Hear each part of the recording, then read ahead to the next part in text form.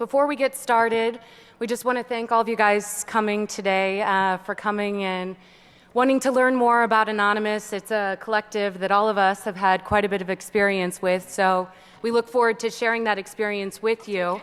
Our panel today is entitled Anonymous and the Online Fight for Justice.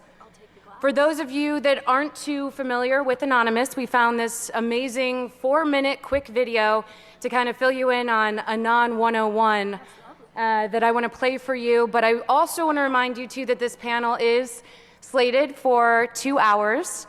So just so you know, we're going to start off having the speakers give a little presentation to tell about their experience with the collective, and then we're going to go into some Q&A, and we're going to have a lot of audience involvement and really allow you guys to participate and ask these amazing, dynamic panelists a lot of questions. So before we get to that, here is a video we want to share with you to give you a little Anon 101 to get everyone in the audience up to speed.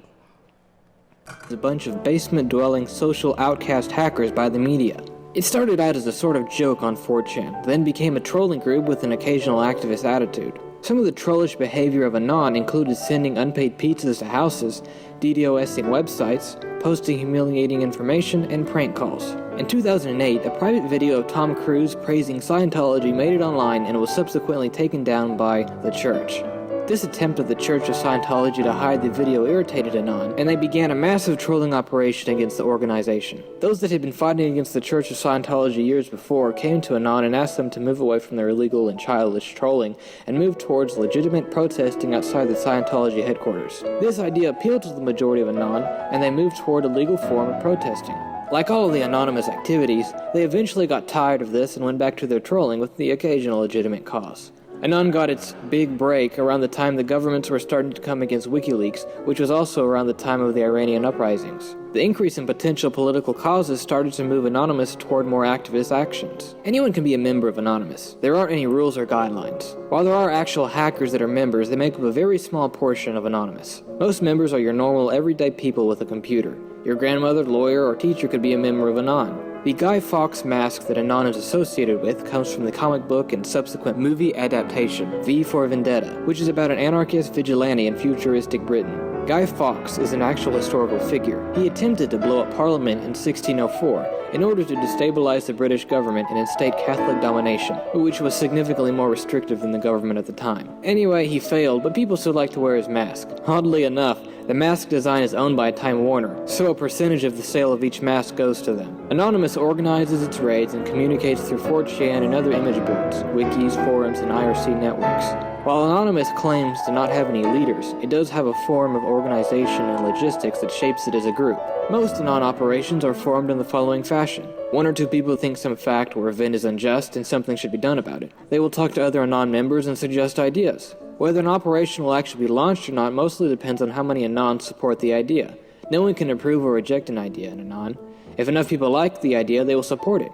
If not, it will be ignored and dropped. There isn't a specific number of people required for an operation. Operation HB Gary was tackled by about half a dozen people, whereas something like Operation Tunisia involves several hundred people. Anonymous has various methods of annoying its victims: distributed denial of service attacks, prank calls, spam emails, ordering numerous pizza deliveries to households, straight-up hacking, and more. A distributed denial of service attack is when a site is visited so many times in a certain period that it can't handle all the traffic and shuts down. Anon members run a program that syncs hundreds or thousands of computers to thwart a single website at once. In the case of Anon taking down the MasterCard servers, they used over 2,000 computers to DDoS the site. A DDoS attack is devastating to a company. When PayPal was brought down, millions of transactions couldn't go through, resulting in massive fees that would have to be sorted out in court. Anon has gone against the Egyptian and Iranian government, Amazon, the Motion Picture Association of America, Recording Industry Association of America, and more. Recently, they announced a plan to bring down Facebook and proclaimed that they were coming down on those distributing child pornography. Although Anon values its privacy, they have exposed quite a bit of private data owned by companies and organizations. They leaked private data owned by HB Gary after their owners threatened to expose Anon members, and they gave out private information of officers involved in the Occupy Wall Street arrests. Members hide their identity by faking or masking their IP address, or using a zombie computer. A zombie computer is one that has been compromised through viruses, trojans, or other malware. The virus, trojan, or malware will then make the computer send out information to target websites. The entire time, the owner of the zombie computer has no clue as to the activities his machine is partaking in. Afterwards, all the logs would be deleted, removing any traces of their actions. A single infected computer will then be used to infect another, and so on. While Anon still reflects its trollish 4chan origins, it has managed to move towards fighting for moral causes. Anonymous's actions are highly illegal, but the organization is often viewed favorably by advocates of free speech and internet neutrality. One thing is for sure, law enforcement will have to adapt if it ever wants to keep up with leaderless online groups like these. All right, we want to thank Jeremiah Warren for that awesome 4-minute, real quick description on a complicated topic. And you guys have to forgive me. I'm working on a Mac here, and it's been very hard to deal with. All right. So first of all, my name's Amber Lyon, and I'm an investigative journalist. I've reported quite extensively on Anonymous.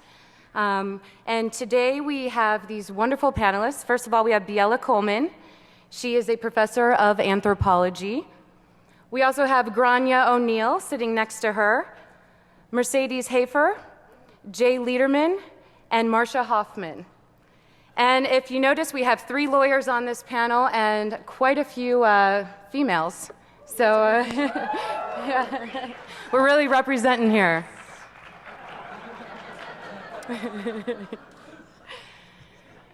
All right, so we're going to go through. We just found out we only have an hour in this room. Then we move to another room for a little more audience Q&A, and that room only fits 35 people. So we'll keep our speeches as short as possible so that we can allow more of a dynamic conversation with you guys. But just to give you a little bit on my background, I am an investigative reporter. As of now, I'm an independent investigative reporter. I spent 2 years working for CNN in their investigative and documentary unit up until last April when that unit was disbanded. I hope that that didn't have to do with me. I don't quite know, or my anonymous reporting. So when I first started reporting on Anonymous, you know, the mainstream media really had the story wrong. They were calling Anon script kiddies. Some people were calling them moral fags. You'd hear on 4chan. Also, hackers on steroids. That was quite a popular, quite a popular term there. But the more I got to investigating this collective, the more I realized that this perception within the mainstream media was not totally representative of everything Anonymous stands for. And the more Anons I would talk to, the more I would see deeper into this collective and see its power to actually create tangible change. And I was overseas covering the Arab Spring, and I'd have activist after activist tell me that they thanked Anonymous for actually helping galvanize and save their revolutions, because Anonymous was able to take these videos and photos of human rights abuses and spread them across the internet and actually get the mainstream media to care about what was happening on the streets of Tunisia. Also covered Anonymous in their participation with Occupy Wall Street. Anonymous definitely served as a kind of the watchers for the protesters, outing police officers for suspected police brutality incidents. In addition to that, they, I love this photo. I took this one at Occupy Wall Street in New York.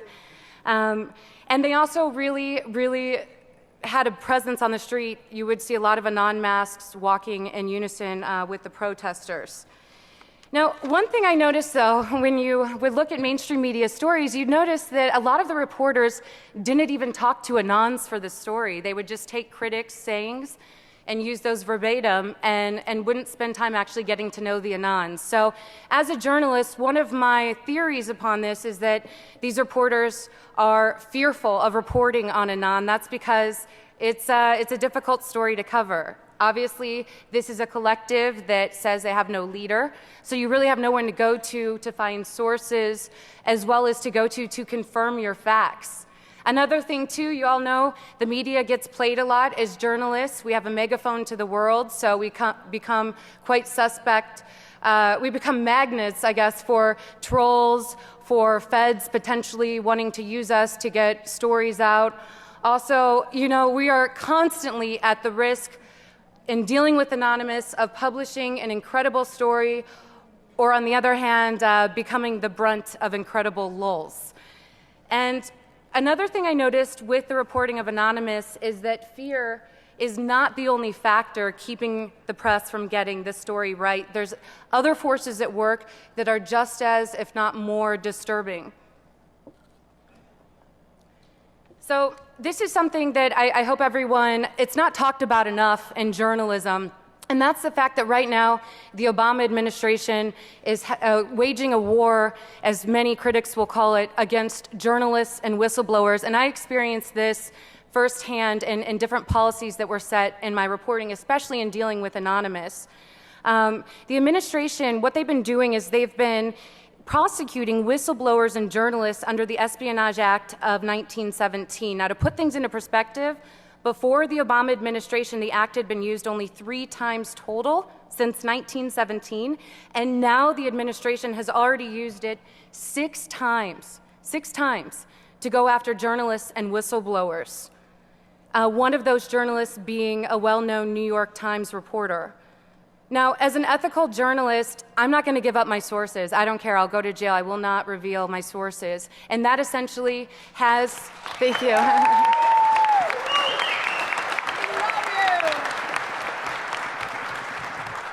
Okay, so you guys all are clapping, but do you know, to this administration, that makes me a criminal? And I know we have...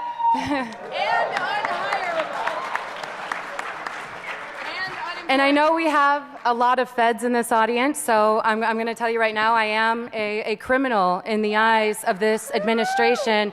But you know what? I'm damn proud of it, because I feel like we have such an important job as journalists right now, and we should start standing up and raising more awareness about what's going on. So this is how this has affected anonymous reporting, is that the administration has shown major media corporations that they're not scared to go after what was once the sacred press. And this really extends beyond having sources that are just leaking information. It's created a chilling effect to even dealing with sensitive sources and our ability to talk to individuals like Anons and get their side of the story. I was told by my superiors that I had to ask for permission to even communicate with Anonymous.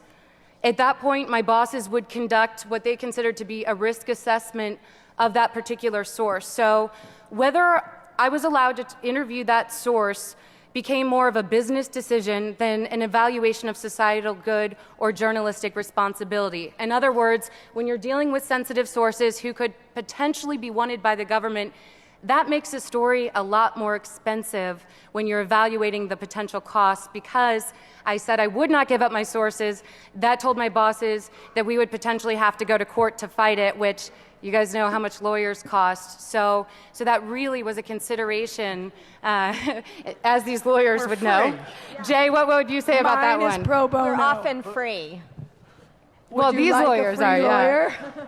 So this being said, several of my investigations that would have given Anons an opportunity to tell their side of the story were killed before they even started. And that's just my experience. You can imagine how widespread this is among corporate media outlets. For example, in February of this year, I wanted to interview this Anon. I don't know if anyone knows who this is. Jay knows him quite well. He's a client of Jay's. And he goes by the name Commander X.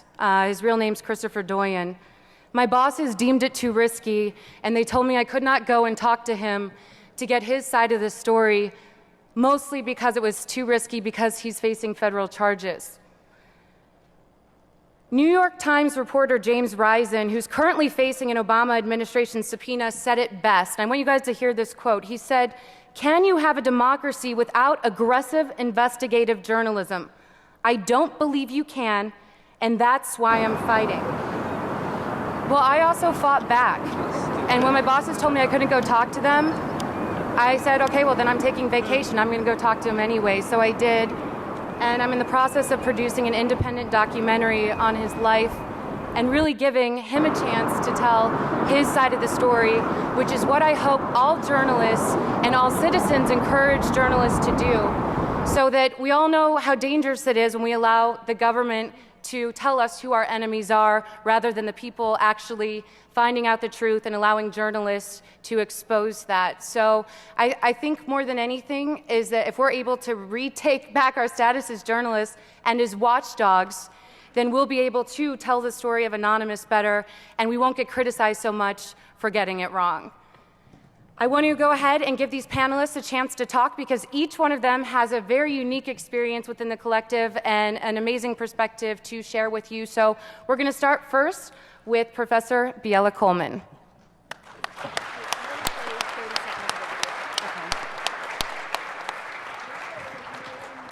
So hello everyone, I've been studying Anonymous for better or for worse for about 3 years now, and I'm going to start with one of my favorite old school Anonymous videos.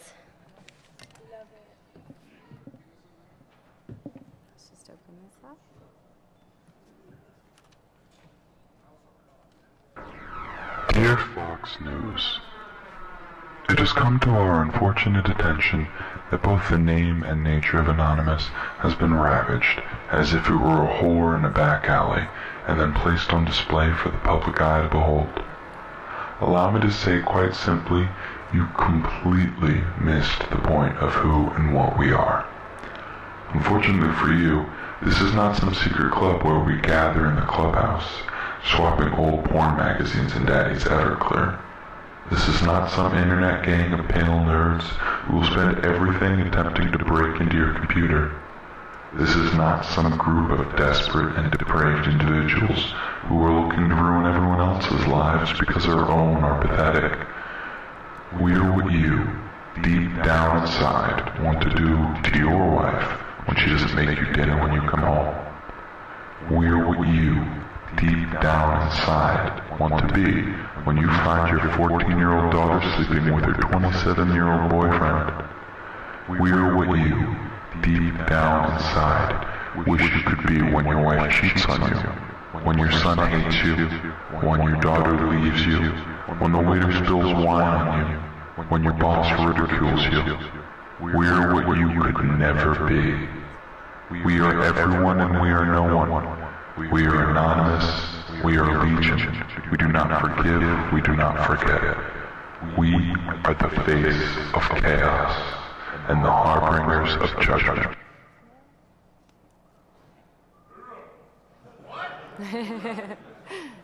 Derp, what is the internet? So I just like that video because that was a response to Fox News' story when they described them as, hackers on steroids. And they're like, we're the harbingers of judgment, the face of chaos. So you can really imagine the surprise when 6 months after this video is released, Anonymous doesn't simply become a trolling machine, but becomes irreverent activism as well. And this is when I decided to jump in. And as the video we saw originally that opened this panel talked about, Scientology was the first kind of political campaign, right? And although they moved away from trolling, they still sort of retained some of the lulzy, irreverent, transgressive tactics of trolling into their activism. Now, what was kind of interesting was that between 2008 and 2010, you basically still have trolling rolling out of 4chan, some people really upset that there's any kind of activist orientation, and then you have Project Chinology. There were some sort of small operations that started, such as Operation Titstorm, to kind of protest the Australian government, censorship, and so on and so forth. And it was actually in 2010, that slide's missing, in 2010 with Operation Payback, where a new node, a new network was born that was eventually known as Anon Ops. And this is significant because in some ways what is distinctive about Anonymous, and the first video was actually kind of wrong about this, is that Anonymous doesn't go from X, Y, and Z. It is that there's X, Y, and Z at the very same time. And this is something really important to emphasize. Project Chinology, in fact, continues today, right? It just happens to be that usually one network or one set of operations, such as the hacking operations, becomes the face of Anonymous because of the media attention given. So that's one point I really want to hammer down. It is a kind of multiplicity. It's not amorphousness. Okay. In the most general terms, I guess you can say that the lesson to heed from Anonymous is that the internet will judge the actions of individuals, corporations, and governments. It will often do it at the drop of a hat, unpredictably. And so this is a sort of general way to understand the political operations. But now I just want to sort of emphasize some particular points about the political networks. Again, I want to say it is not an amorphous blob. It's a multiplicity that is highly dynamic, and that's one of the reasons why it's so difficult to study. There's regional networks, there's international networks. A network will come and go. And this is one of the reasons why it's difficult to pin down, but it's not quite as amorphous as the media often portrays it to be. They take on many different causes, from environmental causes to Occupy, but the largest kind of operations often have to do with internet censorship. Those are when you get like the real numbers. Another sort of point that I want to emphasize is that the iconography and the ethics are often the same across these different nodes or networks. So the Guy Fawkes mask, the headless suit are quite similar. There's innovation, of course. Another really shared principle has to do with an anti-celebrity ethic within Anonymous. And I'll go back to this, but this is kind of core across the different activist networks. What is different are the political tactics. So Chinology doesn't use hacking, it doesn't use DDoSing. AnonOps, obviously that was their kind of preferred weapon of choice for many years. VoxAnon, which is a recent network, actually came up with a constitution to delimit the technical power of elites. So the political tactics and the political cultures of these different networks are distinct. But perhaps something else which unites them has to do with the fact that they put on a really good show. Their art is spectacle, whether it's through propaganda, PR, hacking, lot of great videos and iconography. This is something, again, that's often shared by the different political networks. And this is important because what this means is that Anonymous, like that initial video showed, is not simply just hackers, that's a small fraction. It actually allows a whole lot of people with different sorts of skills to kind of jump on board and participate. All it takes to become anonymous is to sort of self-identify. And obviously certain skills, whether they're technical skills or kind of digital skills with design and art, are quite handy. But obviously, LulzSec and AntiSec, two hacker groups who are really the same but rebranded in different ways, were quite important in the history of Anonymous. And I just want to finish with one point about them.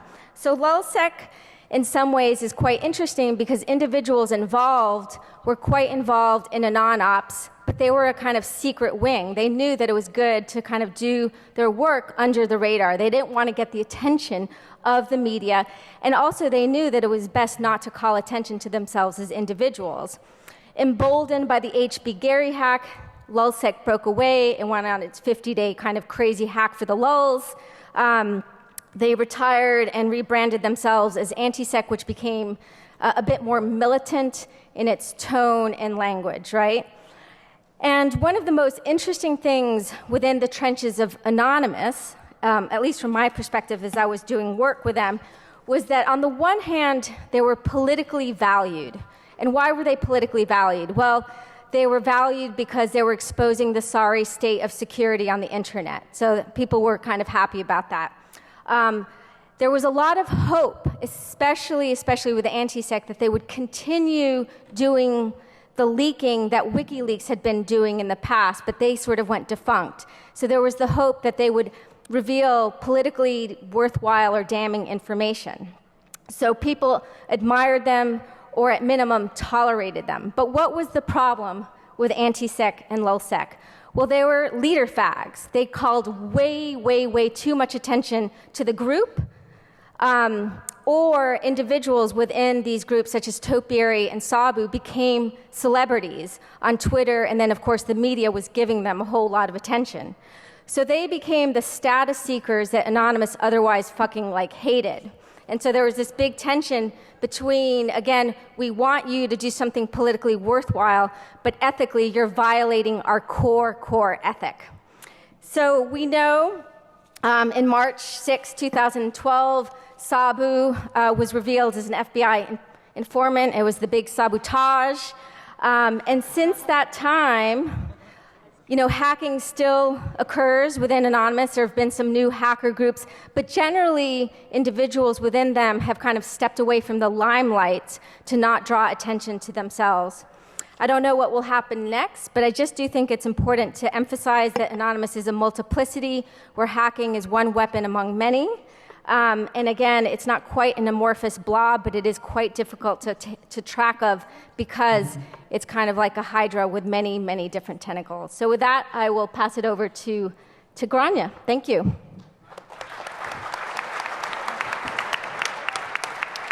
We are running very low on time, so I'm going to be really, really quick. But my name is Grania O'Neill, and I'm a defense attorney, and I'm a member of the National Lawyers Guild, which is a membership organization of radical and progressive lawyers throughout the country, and we have international affiliates. And when, in December, I was listening to the very exciting Operation Payback in a snowy apartment, I thought, wow, this is so awesome. And then midway through, I thought, shit, these kids are really going to need lawyers. And so the National Lawyers Guild, we got together and we decided to create a non-LG. And what we hope to do and what we continue to hope to do is to provide people with legal assistance at the moment when they're either followed or searched or approached or arrested. And so that you can call our hotline or approach us via Twitter or on our email and say, like, hey, we need a lawyer, I'm in Alaska. And we can kind of go through our NLG Rolodex and find radical lawyers in Alaska. So that's our goal, and kind of to bring in like how I'm thinking about Anonymous. I'm not an Anonymous expert like Biela, but how I think of it is as part of kind of a continuing thread of liberation movements. And people, will say, no, but how can that be? They're unique and on the internet and lulzy. And if you look back through any movement, at the time, it was never as clearly defined as we define it today. So at the time, all movements start out rough, and then with hindsight, when they've achieved some of their goals, we can look back and say, oh, that movement was the civil rights movement, or that movement was the free speech movement.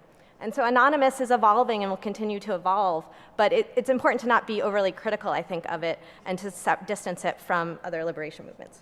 So I wanted to say that, like Biela said, Anonymous is dichotomous, like it's good and bad all mixed together, and we often think about how can they be so good and how can they be so bad at once. And the thing is that's the truth for all people. All people are good and bad at the same time, and that's dialectical, that's Freudian. We learned this 100 years ago. It's not unique to Anonymous. But the law totally disagrees with my analysis here. Their mandate is keeping the status quo. And so what they do is they repress groups to try to change the status quo. And that's what we're seeing with what the National Lawyers Guild calls the nerd scare. So I guess one of the things I hope to talk about tonight a little bit, I know we have like 10 more minutes, but is kind of comparing Anonymous and its movement to different other groups and how they were repressed, and how some of the things that we saw with Sabu we could have seen if we were looking to other movements and saw their infiltrators and informants. Okay, thanks. Next up is Mercedes.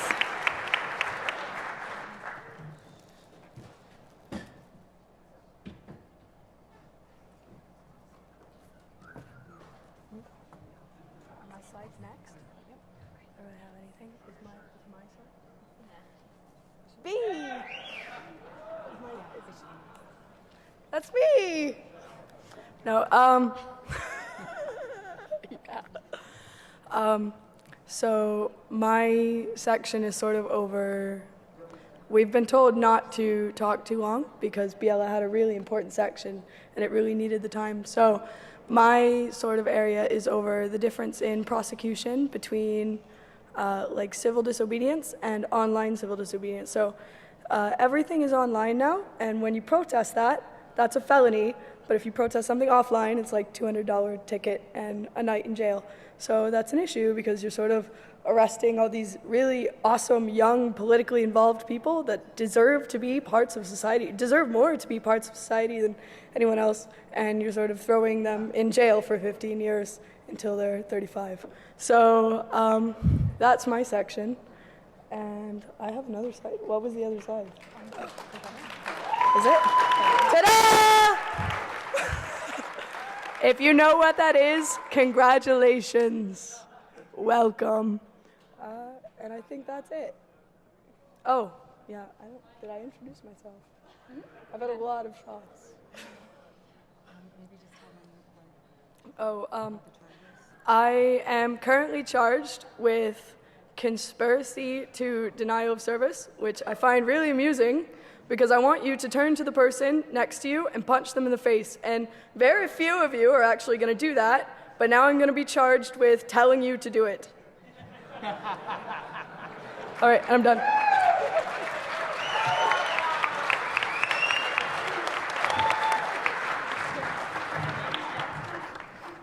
How do you follow that? You don't. All right, Tell them to show tits. No. Come on!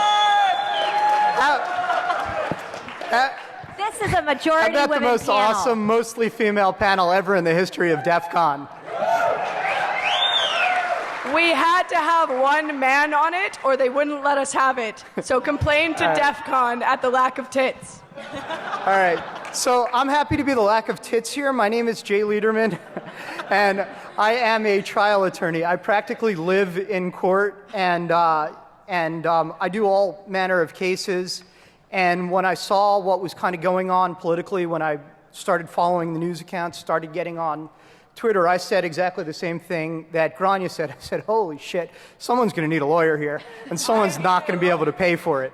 So I took out my Twitter account, and I tweeted at my 17 followers, and I told them, hey, look, any hacktivist busted in my hood, righteous hacktivist busted in my hood, I will represent. So thankfully, one of my 17 followers was able to say, look, that's not how you do it, rewrote the tweets for me, sent it back, and I sent them out, and actually they seemed to make the rounds, and I had a whole lot of replies and a whole lot of emails, including one the next morning from that gentleman, Commander X. He was subsequently indicted for, of all things, a very small DDoS on the county of Santa Cruz in retaliation supposedly for protests over homelessness there, bad homeless laws. But that was sort of my entree into a larger world of kind of talking to Anons. I don't go into the IRC, but I am reasonably active on Twitter. I have slightly more than 17 followers now. I sort of got adopted by a number of Anons as their attorney. Now, I'm not quite sure in my mind that I'm their attorney, but I'm sure they're sure in their mind that I'm their attorney. I don't recall anyone having ever paid me, but that's all right. We do this because it's interesting to us, because political, and because we think it's important. A number of people have come up sort of on their own, and everyone thinks they're terribly clever when they do it, have called me the Tom Hagen of Anonymous. I am not. Please don't call me that. It's just not accurate. But I do tend to have a good deal of attorney-client-like relationships with Anons, and I'm not trying to excuse their behavior. I'm not trying to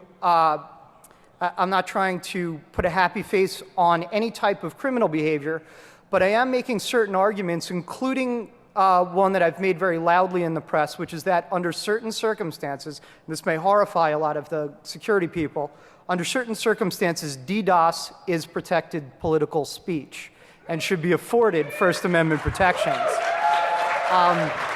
In Germany, under certain conditions.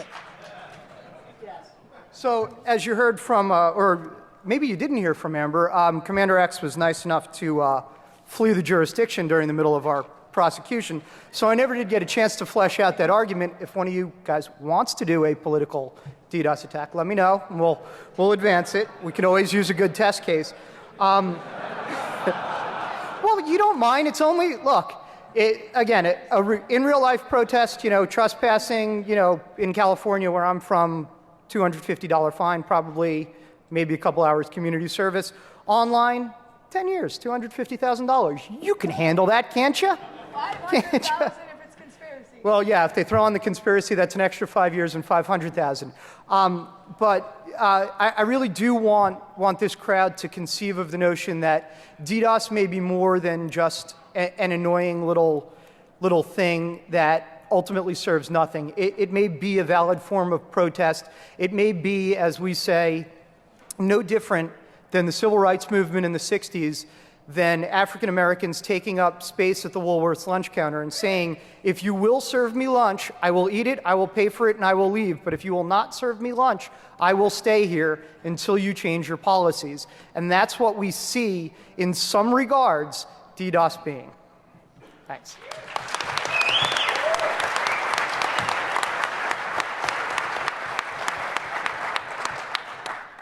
Hello there. I'm Marcia Hoffman. I'm a senior staff attorney with the Electronic Frontier Foundation.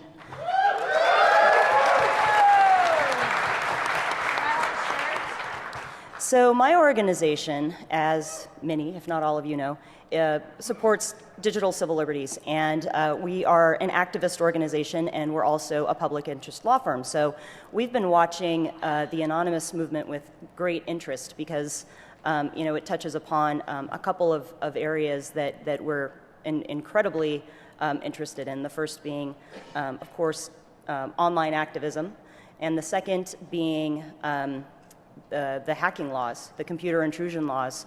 And I want to pick up on some of the threads that Mercedes and Jay put out there, which is, first and foremost, a lot of people participate in this movement because they see it as being a way to participate in political activism and a form of civil disobedience. And one of the things that is scary about that from our perspective is that there is a big difference between civil disobedience in the offline world and in the online world. And the reason that is because the computer intrusion laws carry these incredible penalties. We're not talking about spending a night in jail. The Computer Fraud and Abuse Act is the federal hacking law, and the provision of it that I think would most likely apply to a DDoS situation basically says that it's illegal to knowingly cause the transmission of a program, information, code, or command, and as a result of doing that, intentionally causing damage without authorization. Now, damage has a very particular definition, which is incredibly broad. It means any impairment to the integrity or availability of data, a program, a system, or information. And, if you do that, the penalties for a first-time offense can be up to 10 years in prison. And, for more severe attacks like that, it could be even up to life. And so it's an incredibly harsh penalty. And, it's very concerning to think about young people who are, starting to flex their political muscle and really want to take part in a movement, facing up to 10 years in prison for a first-time offense. And something that makes it even more concerning is the fact that there are efforts underway to try to actually increase those penalties, as if they're not crazy enough. There are legislative proposals out there right now that, for example, would treat conspiracy as having the same maximum penalty as a completed offense. It would make the penalties for first-time offenses the same as the maximum penalties for repeat offenses, so that for a DDoS-type offense, first-time offense would be up to 20 years in prison. It would increase maximum penalties. And for the first time ever, it would add a mandatory minimum of 3 years in prison for hacking-related intrusions involving critical infrastructure computers. And we've been working for a long time to try to push back against the CFAA. We think it's a very problematic law on many levels. We think certain provisions of it are probably unconstitutional, and we are very, very concerned about. Thank you.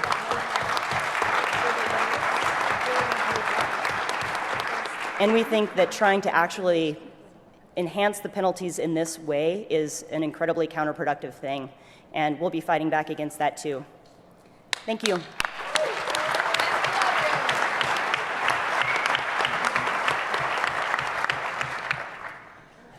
All right, so I'm sure a lot of you guys out there have some questions for these panelists. So rather than me asking them, I want to invite anyone from the audience to come up to one of these microphones, and we'll go ahead and try to.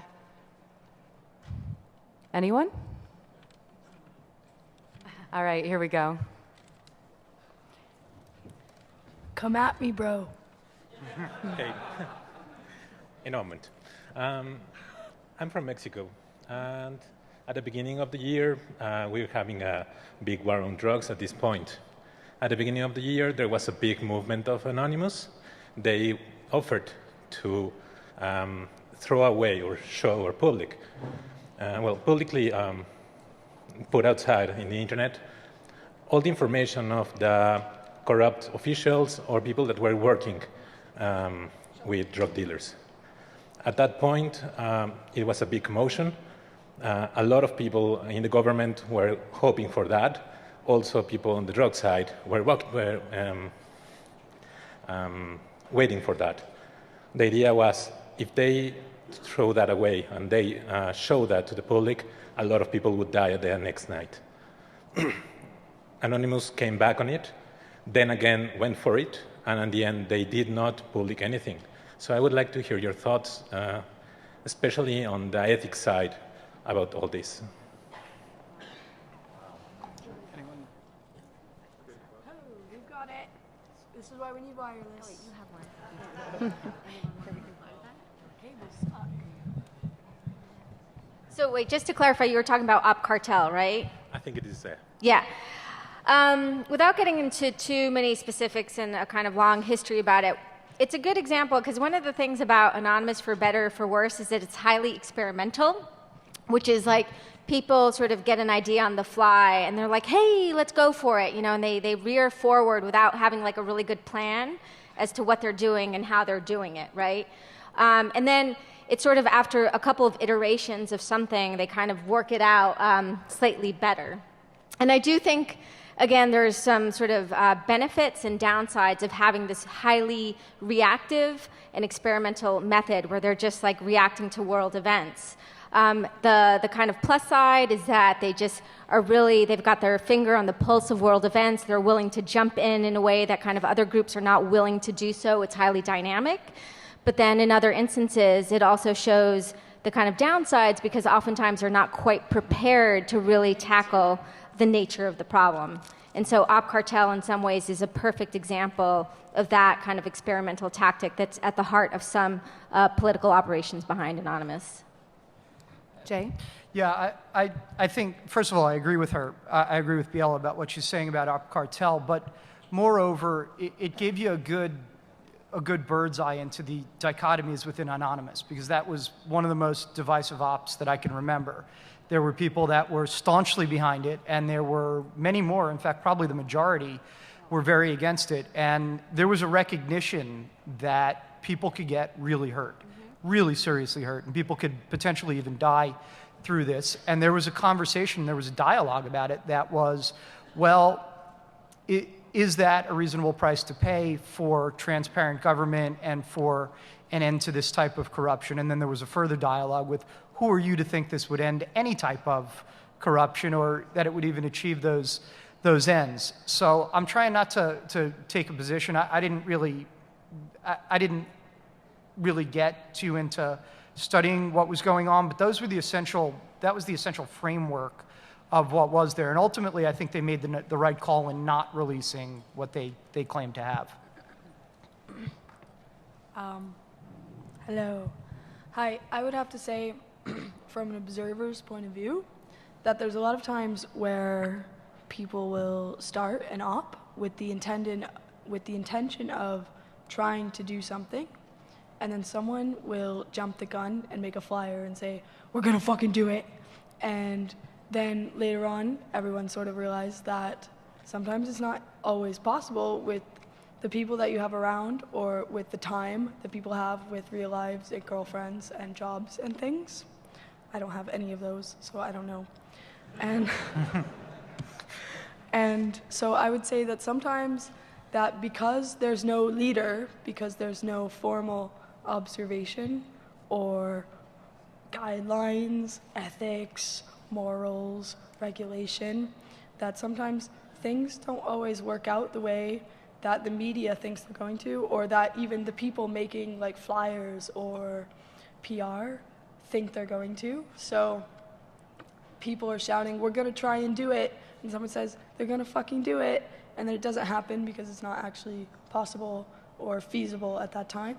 So a lot of things happen like that. So we're going to take down this, and it doesn't happen. So. All right, thank you for the great question. We'll.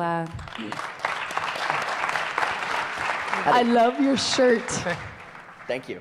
Kind of actually following up on that, with the way that Anonymous and other groups using hacktivism and the advent of the internet and the ability to spread information that way, you actually see that it behaves similarly to how the democratic process is meant to behave. My question is actually, do you believe that, one, that's actually a good way to do it and that we're moving in a positive direction with this, especially following up with what she said, where there are times when you say, hey, we're going to do this, and then it falls through, and obviously that brings down everyone's support and belief in the system.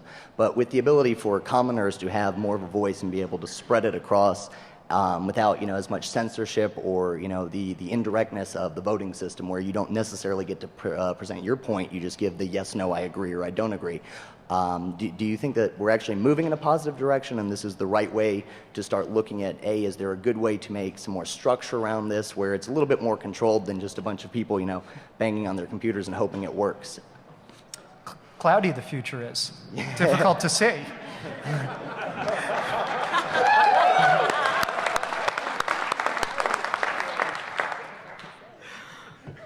I'm sorry. That comment is actually really funny because I hung up a sign once at an Air Force base out in front of a warehouse that said, "These are not the drones you were looking for." Nice. But it wasn't vandalism because it was removable.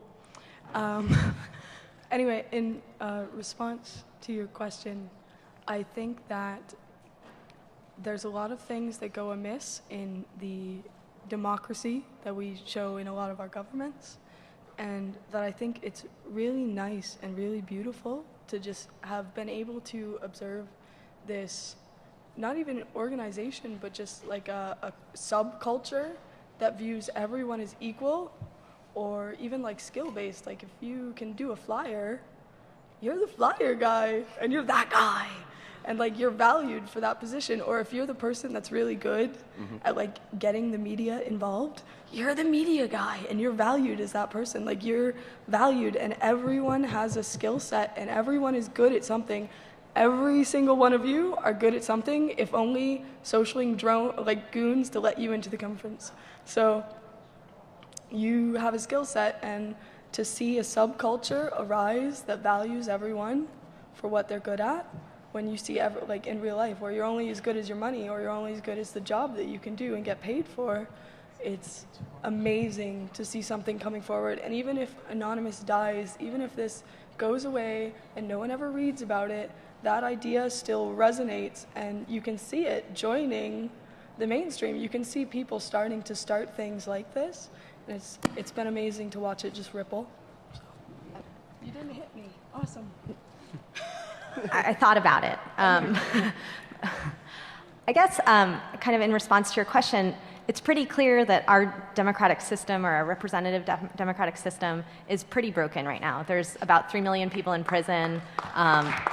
Most of them are people of color, and most of them are in prison for possession of drugs or something like that, things that aren't really crimes. There's not even a victim. And when we're talking about Mexico, that's a drug war that's created by the U.S. government and the Mexican government, and that so many people have been killed in that drug war. And and I think, I'm not the expert on this, but I saw this PBS kind of chart about who was voting for SOPA and who was voting against SOPA, and which campaign contributions, who they were getting their campaign contributions from. And it was really shocking. It was like people who got money from the media industry were voting for SOPA. People who got money from the tech industry were voting against it. It's broken. And that's not to say that Anonymous's procedures for decision making are perfect or are the best. But I think that the point is they're working on an alternative model that maybe will be really good, and a lot of good things have come out of this, and we've seen them. So, yes, some really bad things have happened or will happen, and things that we don't agree with. But I think that's part of life, and I really don't think it could get much worse for many of the people in prison for marijuana possession. So. I want to jump in for a second because someone, there's parts of Anonymous I really do admire, but I do think it's important not to either put them on a pedestal and be like, they are our democratic future. And in fact, there's many cabals in Anonymous. There's lots of problems. There's lots of poolings of power. There's lots of secrecy. It's a kind of really, really difficult entity to understand. This doesn't mean either that we need to demonize them. And then there's also some really, really good lessons that lie in Anonymous. And it's everything from the fact that they've tapped into this deep disenchantment with the status quo. It is a place that allows the many to participate, which is what Mercedes has pointed to. They perform the importance of anonymity at the moment when anonymity seems dead, right? So I think it's important to specify why they're politically valuable in such a way that then doesn't portray them as the thing that's going to solve all democratic problems or political problems. I hate to do this, but we have to, I've been given the notice that we're done for now. For in this room, although the panelists are going to be open for more questions in one of the smaller rooms to the side, but let's go ahead and give everyone a nice round of applause. Thank you guys so much. Here's Twitter handles. And in true Anonymous fashion, as you leave, we'll have please show tits. We want to play a little sax roll for you on the way out.